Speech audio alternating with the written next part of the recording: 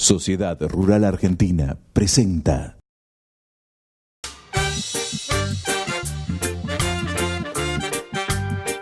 Hola país, bienvenidos hombres de campo, ¿cómo va? ¿Cómo va, Cholo? ¿Todo bien? Perfectamente bien. Me alegro muchísimo. Primera reunión del Ministro de Economía con la dirigencia de la Sociedad Rural Argentina.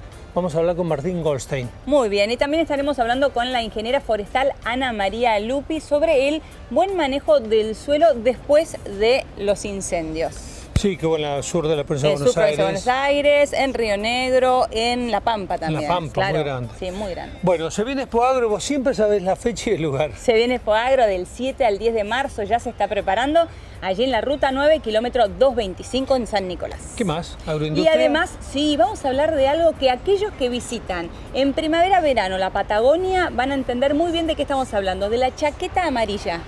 Es una avispa exótica. Las invito a mis asados siempre. Totalmente, ya vamos a hablar de eso. Bueno, así comienza Hombres de Campo. Estamos con Martín Goldstein, director de la Sociedad Rural Argentina, una visita junto con el presidente Luis Miguel Echeverre, con el vicepresidente segundo Nicolás Pino, al ministro de Economía Nicolás Duhovne. ¿El primer encuentro formal, Martín? Sí, exactamente. Hola, Cholo. Sí, esto que suena raro, ¿no? Pensar, yo no sé cuántos ministros hubo en el kirchnerismo de Economía, no me acuerdo de todos, muchos, y no nos recibían.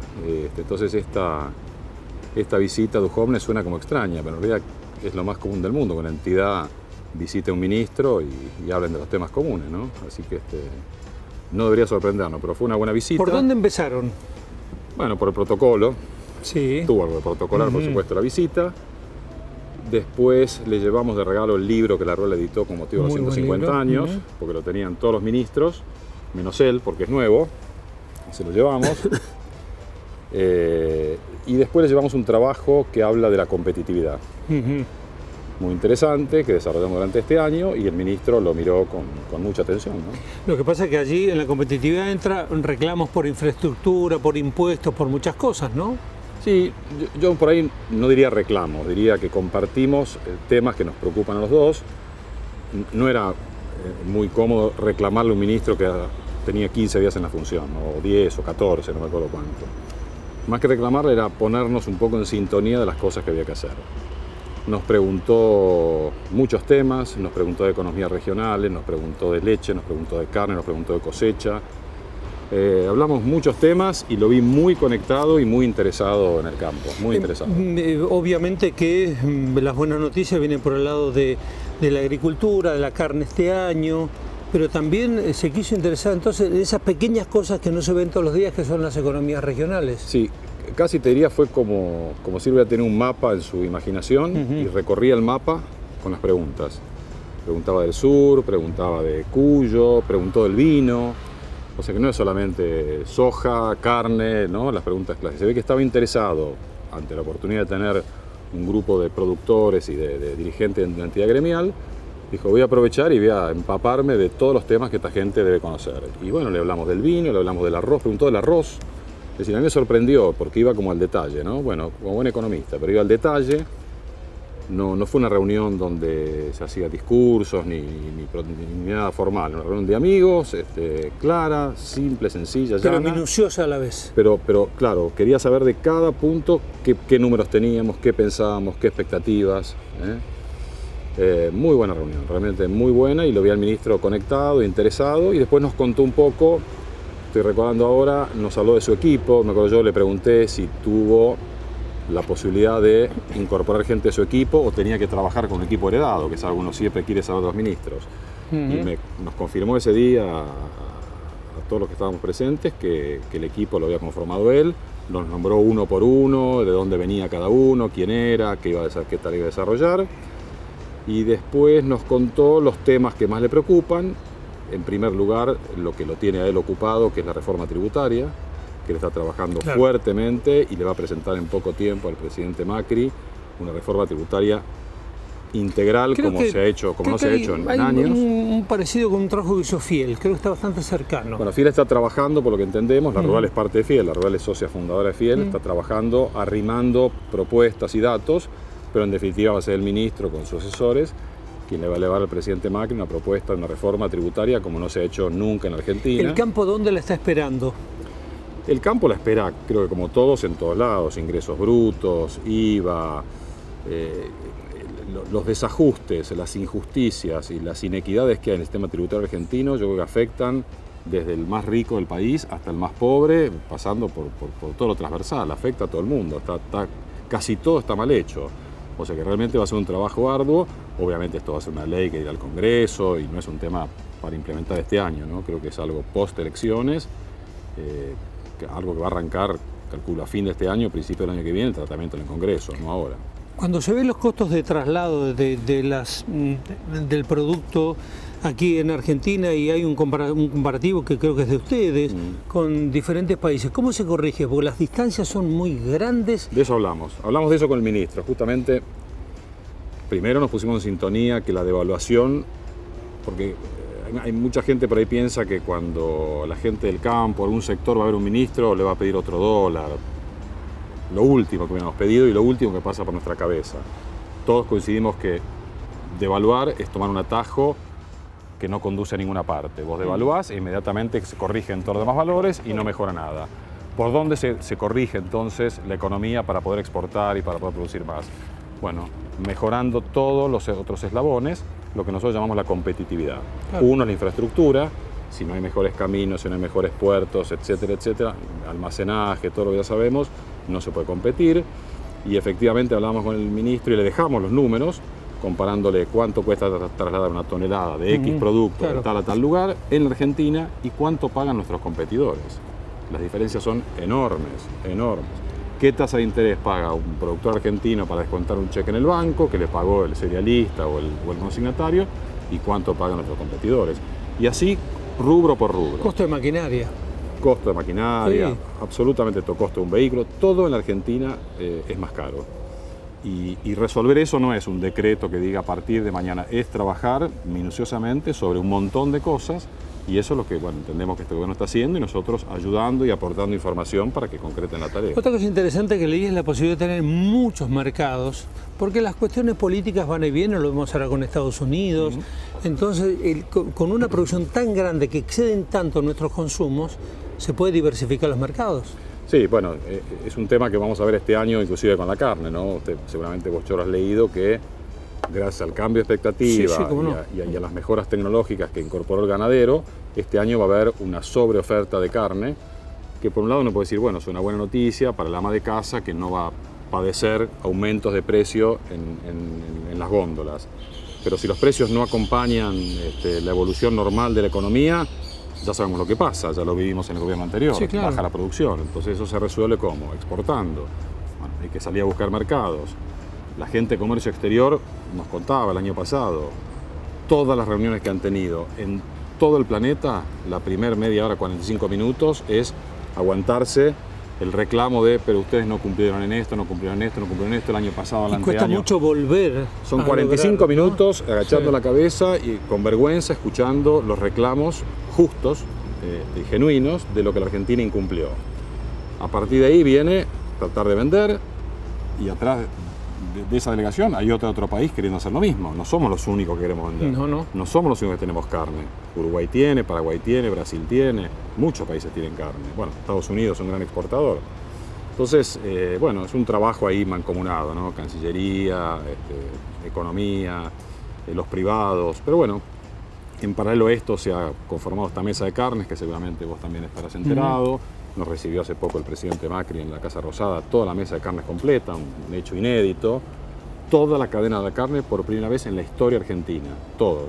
El gremio, la industria, la exportación, los supermercados, el consumo. Todos, absolutamente todos. No los listo todos, pues son un montón.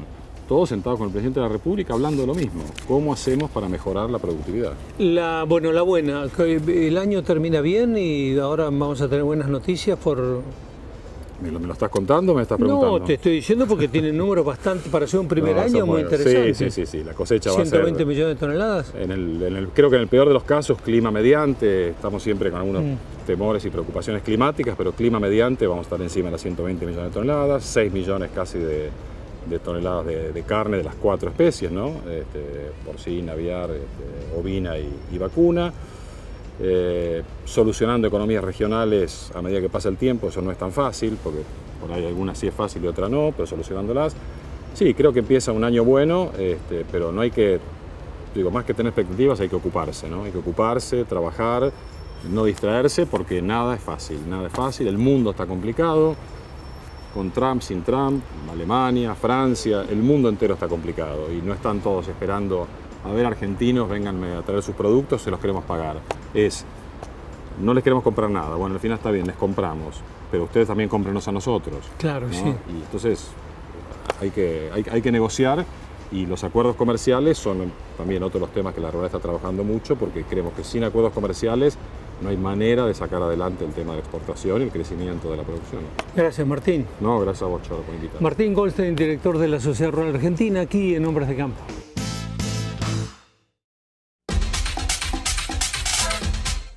El S204 está detectando una concentración de energía expansiva. Es algo inédito, como un Big Bang.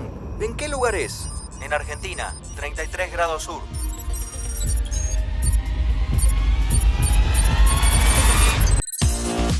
Llega un Big Bang de oportunidades comerciales y financieras únicas. Un Big Bang de nuevas tecnologías para el agro. Vení a experimentar el Big Bang de los agronegocios en Expoagro 2017. Del 7 al 10 de marzo, te esperamos en nuestra nueva sede estable de San Nicolás. Sí, por primera vez en sede estable. Tarjeta Galicia Rural es tu crédito en el bolsillo, porque podés financiar insumos, bienes, servicios y todo lo que tu campo necesita con vencimientos según tu ciclo productivo. Hacete Galicia desde bancogalicia.com/rural. Banco Galicia, siempre junto al campo. Llámenos al 0800-888-9888. Automóvil Club Argentino. Siempre es mejor ser socio. La fuerza del campo está en el trabajo de su gente y la fuerza del trabajador está en la UATRE.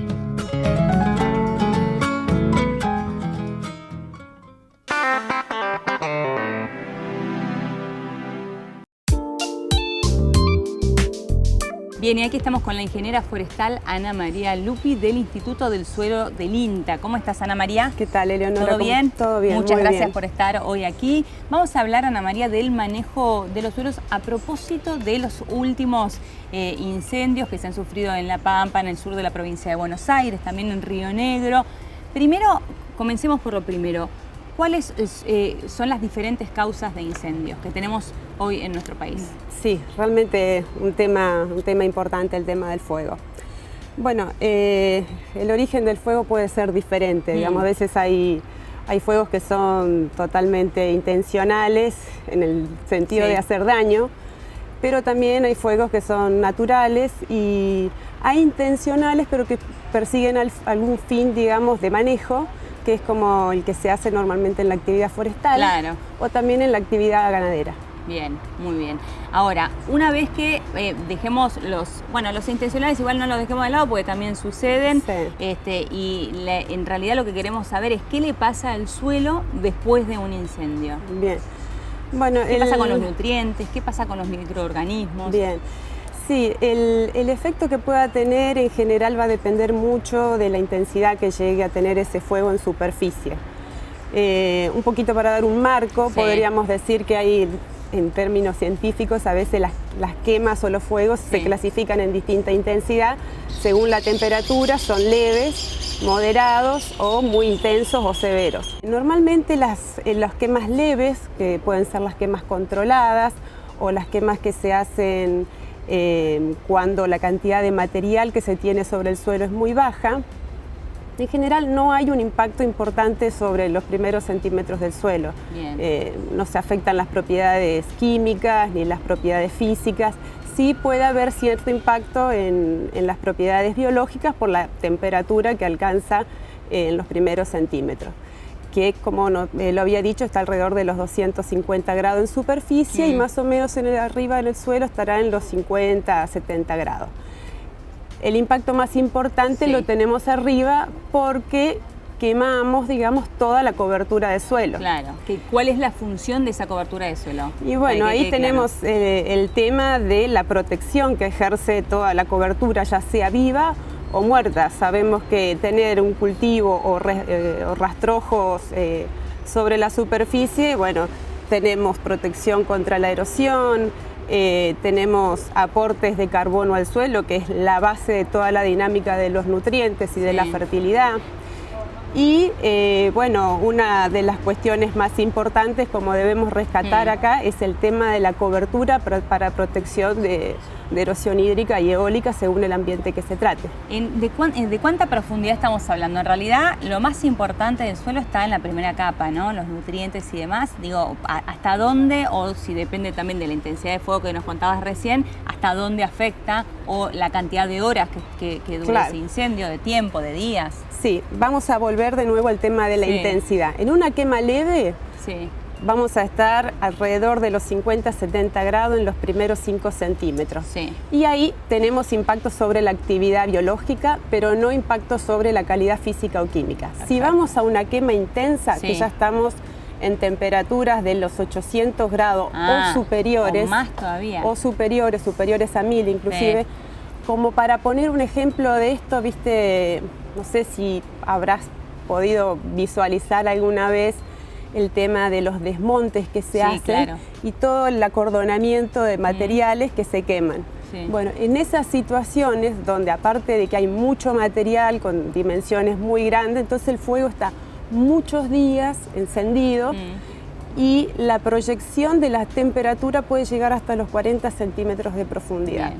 Entonces, si arriba estamos hablando de 800 a 1000 grados, vos estás hablando de 250 grados alrededor de los 30 centímetros. Con esas temperaturas, vos estás esterilizando todo el suelo, matás toda la actividad biológica, consumís toda la materia orgánica. Muchísimas gracias, Ana María. No, por favor, gracias a vos por la invitación. Hasta aquí la ingeniera forestal Ana María Lupi del Instituto del Suelo del INTA.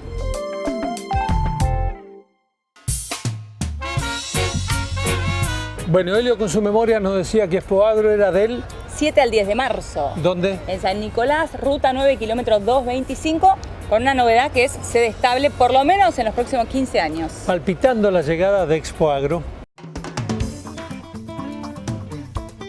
Evaluaron lo que habíamos presentado y fuimos ganadores y me permitieron ir a Alemania, que hasta lo hemos compartido, ¿no? Allá.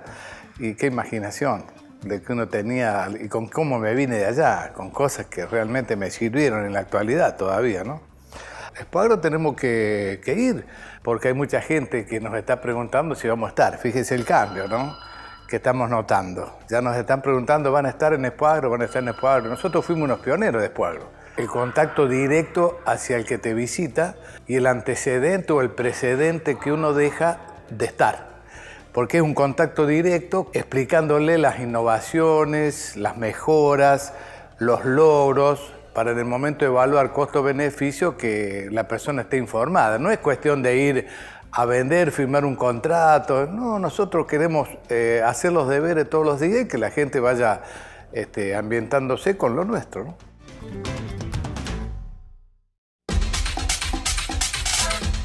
Bolsa de Comercio de Rosario. Cámara Argentina de Consignatarios de Ganado. Más de 200 empresas al servicio de la producción pecuaria. Descargue la nueva aplicación gratuita IPCBA Ganadería y Compromiso y acceda a toda la información de la cadena de ganados y carnes desde su celular. Noticias, estadísticas, cortes, videos. Disponible en el Play Store de su compañía para iOS y Android. IPCBA Ganadería y Compromiso. Toda la información de la carne argentina en su celular. Un banco presente junto a todos los argentinos. Banco Nación.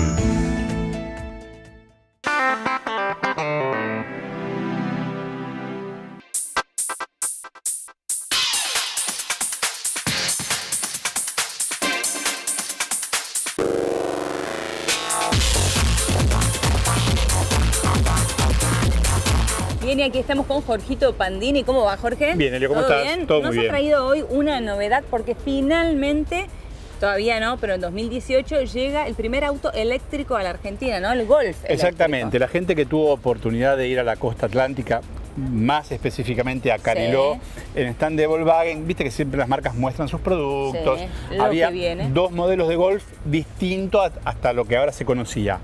El Golf híbrido y el Golf eléctrico. Bien. ¿Cuál es la diferencia? Los autos híbridos tienen un motor de combustión interna, puede ser nafta o diésel, y uno eléctrico. O sea, comparten ambos. Exactamente. Acá el primero que se vendió fue el Toyota Prius, ya hace bastantes años. Ahora el eléctrico es solamente eléctrico. Solo eléctrico, como se ve cuando uno viaja. Exactamente. La gran novedad es que ese auto, esos 2 modelos, el híbrido y el eléctrico, van a estar a la venta en la Argentina desde el 2018 el Golf eléctrico. Pero para darte, por ejemplo, un dato de lo que es en el mundo, el año pasado en Europa el 10% de los vehículos que se vendieron eran o híbridos o eléctricos o de fuel cell, que es una tecnología mucho más complicada. Mira. En China el año pasado se vendieron más de 350.000 autos eléctricos. Pensá que en Argentina el mercado total fue 700.000, o sea, la mitad de los autos que se vendieron en Argentina, en China se vendieron solo eléctricos. Hacia ahí va el mundo, pero vos me has contado más de una vez que en esos países hay una exención impositiva y se premia de alguna manera. ¿El estímulo cuál es? Como toda nueva tecnología es más costosa. Claro. Entonces, la mayoría de los países desarrollados ponen un estímulo, una exención impositiva para que la gente pueda tener ese auto a un mejor precio y cuidar mucho más el medio ambiente. Después también la pregunta, bueno, vos me preguntaste, ¿cómo se carga? ¿Cómo se carga? Quiero saber la autonomía. La autonomía de un auto eléctrico, en este caso del Golf que ustedes están viendo, más o menos 200 kilómetros. Otros son 150, 160. También ahí influye la temperatura, si hace mucho frío o mucho calor, si usas mucho el aire acondicionado, etc. Pero, ¿qué muestran los estudios en las grandes ciudades? Que el 80% de los conductores, Helio, no recorren más de 70 kilómetros, 80 por día. Si agarramos la capital federal y usamos un compás para hacer 80 kilómetros, te entra La Plata, Pilar, Campana, Luján, Cañuelas. O sea, la gente puede venir a capital y volver a su casa tranquilamente. Exactamente. Pero no pensar en un viaje a la costa. No, por supuesto que no. No están hechos para eso. Claro. En un cargador normal en tu casa, tarda más o menos 8 horas en cargarse completamente la batería. O sea, yo me voy a dormir. Exacto. Ahora, con un cargador rápido, en media hora te carga el 80% de la batería. Cargador rápido es más costoso, pero a ver, cuando se inventó el automóvil no existía la estación de servicio. No. Algún día vamos a hablar de ese primer viaje en automóvil. Iban parando en las farmacias para comprar algo. Claro, imagínate. Esto, a medida que se vayan vendiendo los autos, yo creo que los grandes centros comerciales, algunos estacionamientos tendrán 5, 10, cada 20 vez más cupos estaciones de carga rápida donde vas a ir de compras un café, y en media hora vas al cine y vas a dejar tu auto eléctrico. O sea, el mayor mercado va a generar que haya más estaciones de carga rápida. Claro. Se viene, es inevitable y ojalá que también acá haya alguna exención impositiva para que los autos sean más limpios. No tenemos todavía idea del precio al cual estará, pero estamos hablando de un porcentaje estimado de cuánto más que obviamente que el... No, porque vos pensás que son autos estos además que vienen de Europa, con lo cual tienen un arancel del 35% más que los normales. Por eso te digo, la clave a largo plazo es algún tipo de exención impositiva para estimular el uso de energías limpias. Totalmente. Lo bueno es que van a ser más caros al principio, pero que dimos el primer paso hacia el auto eléctrico y vos viste cómo es esto, una marca. Y empiezan las otras llegando. Y vienen las otras. Así que una noticia yo creo que te va a gustar. Te veo primero en un auto híbrido más que en el eléctrico al principio. Sí, la verdad que sí. Porque el auto híbrido me da ambas todavía. Sí, porque si te quieres ir a la costa te puedes ir sin problema. Te puedes ir y puedes viajar. Y aparte todavía, siendo que el país no está preparado, como decís vos, en los shoppings, en las estaciones de servicio y demás, para cargar un auto, todavía... Me daría un poquito te cierro diciendo, hablando de autos eléctricos, que viene la Fórmula E y que Pechito López, nuestro campeón, va a correr en el DS Virgin Team acá en Puerto Madero el 18. Así que eléctricos por acá, eléctricos por allá. Me gustó la novedad que trajiste. Gracias, Jorgito. Seguimos.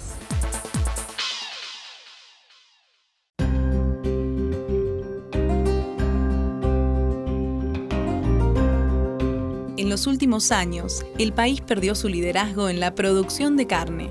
La ganadería es una actividad de largo plazo que requiere reglas claras.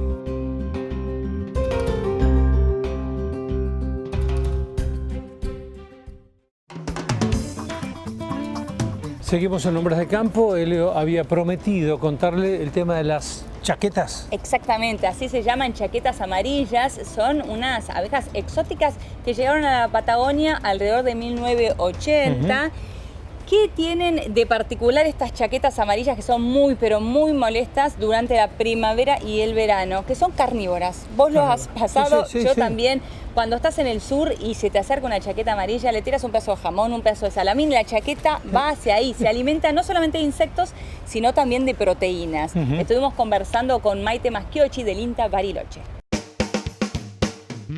La chaqueta amarilla es una avispa social exótica. Es nativa de la zona de Europa, Asia y norte de África. Y la primera introducción, la primera detección en nuestro país fue en el año 1980. Básicamente está establecida hoy desde el norte de la provincia de Mendoza hasta el sur de la provincia de Santa Cruz, abarcando de este a oeste. Es un insecto social que está compuesto por 3 castas básicamente: reina, obrera y zánganos. Los nidos son subterráneos, llegan a alcanzar unas poblaciones de 2.000 individuos. Las obreras y la reina tienen aguijón. El aguijón está conectado a la glándula de veneno y es uno de los venenos más poderosos que se conoce. No es un insecto, a diferencia del tábano, que va a ir a buscarlo a uno especialmente para picarlo, por una cuestión de por alimentarse o demás, sino que pica en el caso de que se sienta agredido. Genera reacciones alérgicas, que pueden ser reacciones locales, inflamaciones, no pasa de eso, o reacciones sistémicas que ya se generan en todo el cuerpo y pueden llegar a producir shock anafiláctico. Además de tener una picadura muy poderosa, la chaqueta amarilla lo que tiene también es tiene unas mandíbulas muy grandes con lo que muerde. Lo peligroso es la picadura porque es lo que está conectado con la glándula de veneno. La mordedura puede hacer una reacción inflamatoria, pero es local. Hay que tener en cuenta que es un insecto depredador y carroñero, por lo cual también tiene un impacto muy grande en lo que es la fauna nativa, la fauna en general de los lugares donde invade. Es un insecto muy difícil de controlar, pero básicamente nosotros estamos trabajando en eso, conocer la biología y aspectos comportamentales de la especie nos va a ayudar al control de esta avispa. Hoy lo que se hace básicamente es la destrucción de los nidos. Cuando se encuentra algún nido se actúa sobre el mismo. Y las trampas, que son trampas donde se ceba a los individuos con un cebo que les atraiga, o sea, algo que obviamente es algún alimento proteico, que los lleva hacia ahí y disminuimos la cantidad de avispas que están dando vuelta. Llegando al final del rico programa Hombres de Campo. Exactamente. Bueno, el ICEA, me has contado muchas veces también, que es el Instituto Superior de Estudios Agropecuarios de la Rural. Exactamente, y ya están abiertas las inscripciones a las carreras del ICEA, ¿no? Sí, Administración Rural, 1 año. Sí. Técnico Superior. Técnico Superior en Producción Administración Rural, 2 años. Se puede hacer presencial y a distancia. Ambas cosas. Ambas cosas. Bueno, 27 de marzo comienza. Exactamente. Bueno. Llegamos al final. Llegamos al final. Nos despedimos hasta el sábado que viene, si Dios quiere, a las 13:30 aquí en Canal Rural. Que tengas buena semana. Gracias. Hasta igual. la semana que viene, país. Muy buena vida para todos.